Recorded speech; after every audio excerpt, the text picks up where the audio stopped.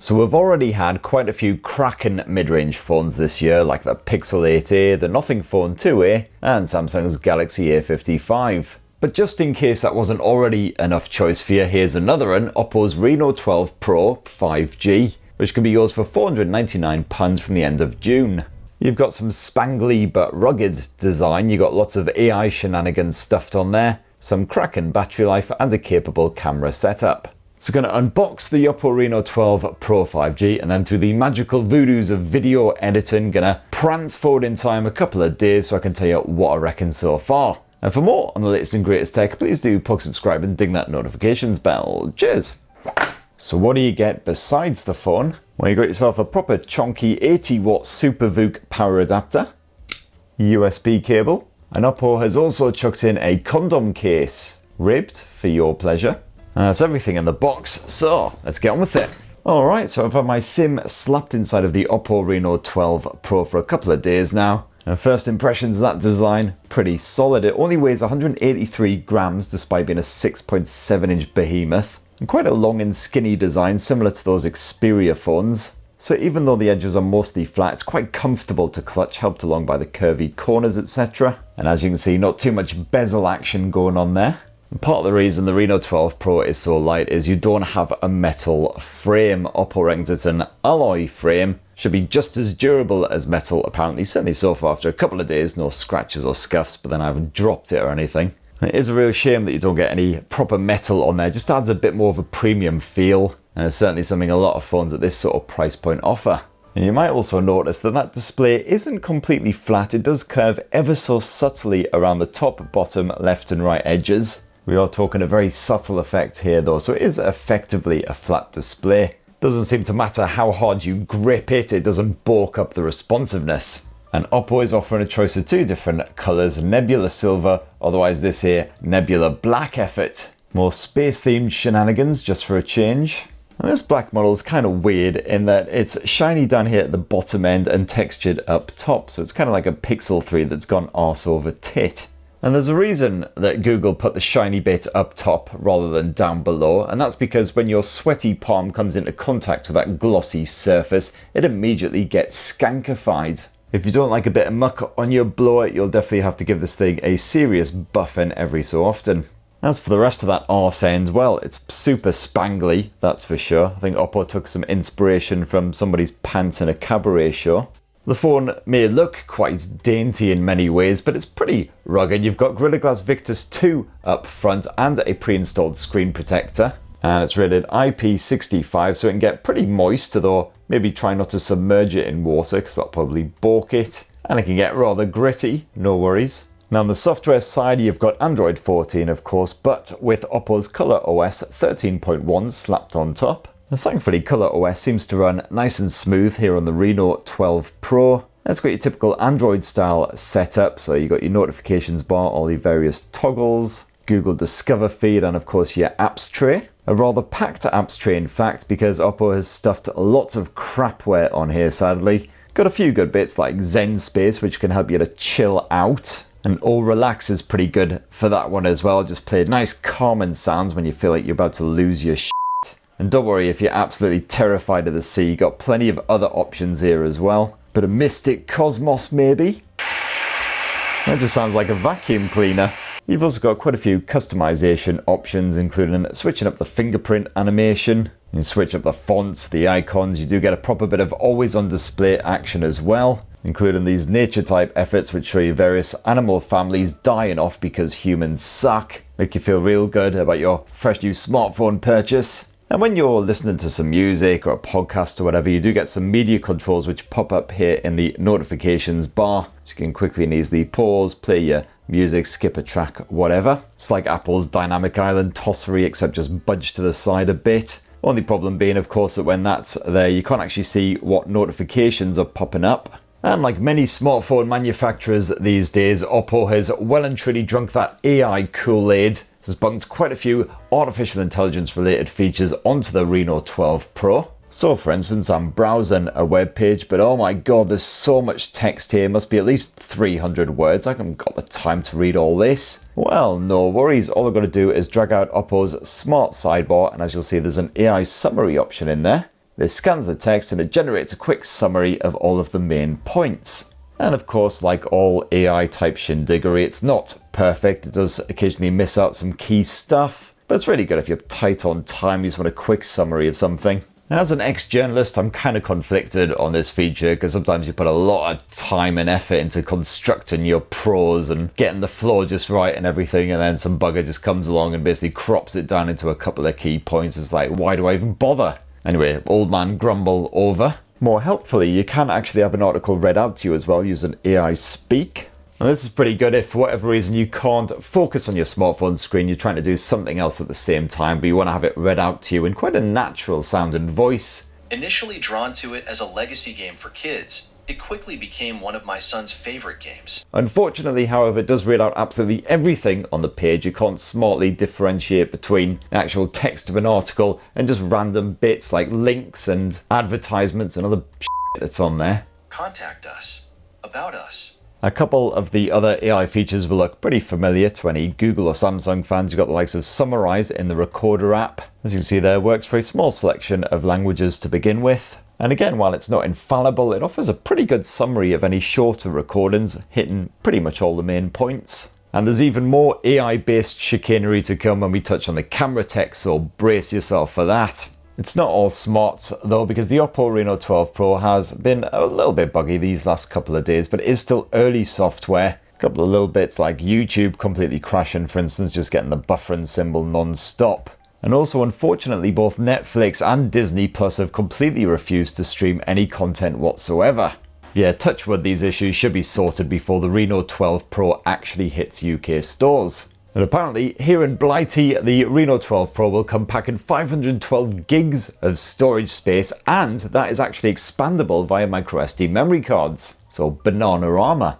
So, that nearly completely flat display is a 6.7-inch Pro XDR AMOLED panel. Got a 2412 by 1080 pixel resolution, so reasonably crisp, although not as sharp as some 1.5K rivals. It's still sharp enough for editing your pics, kicking back with some, I was going to say Netflix, but obviously not so much, bit of YouTube instead, way. On the default vivid mode, those colours are pretty poppy. Nice wide viewing angles and everything, no worries there.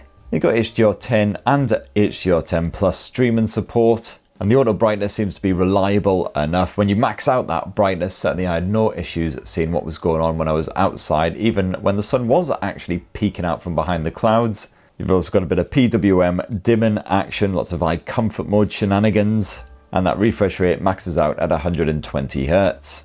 And yeah, as you'd expect from a mid-range mobile these days, you've got a stereo speaker output as well. And it's pretty loud when you max out that volume. Let's give it a wee go. It feels like I've only just recovered from my Christmas hangover, and already it's somehow bloody June. We're halfway through 2024. So yeah, it doesn't matter how noisy your environment is, you'll clearly be able to hear what is going on. Only a wee bit of distortion when you max it out as well. And you've got the usual all-reality audio tuning on here as well. You just subtly adjust the sound settings depending on what you're up to. As for the performance, well, the Chinese model of the Oppo Reno 12 Pro packed in MediaTek's Dimensity 9200 Plus Star Speed Edition. Unfortunately, Oppo has stripped this back for the global model to a custom Dimensity 7300 instead. The 7300 Energy, to be precise, and is backed here by 12 gigs of RAM. Occasionally you'll notice wee pauses when you're using the camera app or quickly swapping between apps, which you don't get with some more powerful rivals. And I was actually surprised by Genshin Impact. It did default to the lower graphics settings, but I tried bumping up to the highest level, and thankfully it maintained a reasonably fine frame rate. Obviously the occasional little judders and stumbles here and there, but it almost kind of coped with it. If you just bump it down to sort of the medium to high settings, you'll get a pretty reasonable frame rate. And the good news is this Oppo blower didn't heat up even after a good hour of Genshin action. Certainly didn't see any throttling or anything like that. The back end of the smartphone just got warm, certainly didn't get too toasty, and bugger all problems with that screen responsiveness. And I do really like the ColorOS gaming mode, which can be yanked out like so. Got all the usual features in here, including notifications blocking. You can block calls as well, screenshotting, screen recording. And you can tweak the screen sensitivity as well if you wish. And I do like how they've wedged in some media controls as well, so you can add your own soundtrack to a game, listen to a podcast while you're gaming, whatever. And one of the reasons this Dimensity chipset is subtitled Energy is because it's supposed to be energy efficient. Makes sense, right? And Oppo has also crammed a 5000 mAh capacity battery inside of the Reno 12 Pro, and I gotta say, battery life is pretty solid.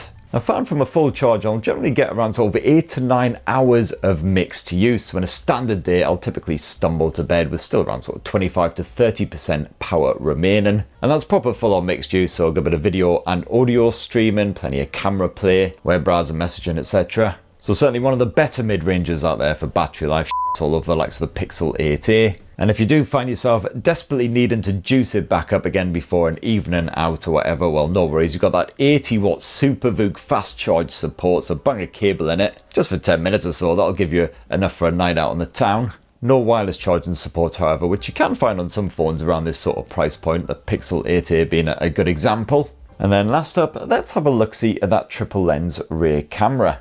And that ColorOS camera app's pretty decent these days, reasonably streamlined. You can drag down some camera settings like so, just to turn on the likes of HDR, timer, change up the aspect ratio. Got yourself various obligatory filters, and of course, beauty mode if you feel like you need to touch yourself or your subjects up. I should probably rephrase that to make you look less haggard and stuff. The main lens slapped here on the Reno 12 Pro is a 50 meg Sony LYT 600 shooter. And it's just a few sample shots that I've snapped with the Oppo Reno 12 Pro these past couple of days. Some of my photos shot in bright sunlight suffered from saturation, but overall the Reno 12 Pro handles HDR scenarios and testing conditions quite convincingly, while at other times colours are occasionally boosted for a more pleasing on the eye finish. In lower light, the Reno 12 Pro can generally still focus on what you're aiming at, although you will want to play with the brightness slider to avoid a murky image. And at any time of day, moving subjects can prove quite a ball ache with blurry results. The secondary lens here is actually a portrait snapper, another 50 meg effort using a Samsung sensor and boasting a 2x optical zoom. And this serves up a good bit of customizable bokeh background style blurring to help your subject to stand out. Does a reasonably good job of keeping your subject sharply in focus as well. And that portrait shooter also allows you to simply zoom in when needed, with reasonably crisp results up to around the sort of 5 or 6 times zoom level. And then last up for this triple lens setup, you've got a more basic ultra wide angle shooter using Sony's IMX355 sensor. And this offers different tonal capture compared with the primary and the portrait shooters, but if you need that pulled back view, then it does a job. And as well as the portrait mode, you've got a small variety of other bonus bits, including a night mode, although that is automatically activated in photo mode. You've also got a high-res mode if you want to shoot at the full 50 megapixels as long as the conditions aren't too ambient, and you've got a dedicated pro mode complete with shutter speed, white balance, you can tweak the focus, complete with a good bit of peaking. You've got some histogram action, and the Reno 12 Pro is capable of shooting up to 4K resolution footage, but only at 30 frames per second. There's no 60 FPS option there. You'll have to dial it down to full HD if you want that super smoothness. And again, just a couple of quick samples that I shot with the Reno 12 Pro these past couple of days. You can of course switch between the different lenses on the fly. You got respectable image stabilization, decent image quality, and the sound pickup seems nice and clear in all directions as well. And then lots of options for playing around with your photo collection as well. So for instance, you can quickly and easily create a sticker of any subject that you've shot, be it human or of the more fluffy variety. And then there's the AI Eraser tool, where you've got the likes of the Smart Lasso, however you pronounce it. What you've got to do is put a ring around a subject, and this will basically completely obliterate them from existence, filling in the background as it goes, and it works remarkably well. If only it was this easy to erase my life mistakes. That feature will be pretty familiar to any Google fans, of course, and another feature that's quite googly in nature that will apparently be coming in an OTA update to the Reno 12 Pro is Best Face. It does exactly what you'd expect. So you take a number of very similar photos and it'll pick the best expression from each of them for each person in a group, so there's no blinky, gurney shenanigans going on. You've also got something slapped on here called AI Studio, which is supposed to convert you into a superhero / all kinds of random shenanigans, except of course, as you can see here, it's not really working at the moment. That should be updated again soon. And last up for the optics, around the front end of the Oppo Reno 12 Pro, you've got yourself a 50 megapixel shooter with, as you can see there, full autofocus. And hey, just in case you've forgotten, here's what I look like in a variety of scenarios. Huzzah! And with that selfie cam, you can once again record 4K Ultra HD video. Not quite as stable as it was with the back camera, but the image quality perfectly fine at that Ultra HD level. Audio capture nice and clear again as well. And that right there, in an absolutely delicious wee nutshell, is the fresh new Oppo Reno 12 Pro 5G. Mid-range mobile packed with AI smarts, just like Google's Pixel 8a. Still early days for a lot of that software. Some of the features haven't been implemented, and I did experience a few bugs, but as I say, it doesn't even go on sale for another week or so. And it's definitely a shame that the Dimensity performance has been scaled back a bit, but you can still play the likes of Genshin Impact on reasonably high graphic settings. It is just a shame though that the Reno isn't a bit cheaper given the stiffer competition in this mid-range market.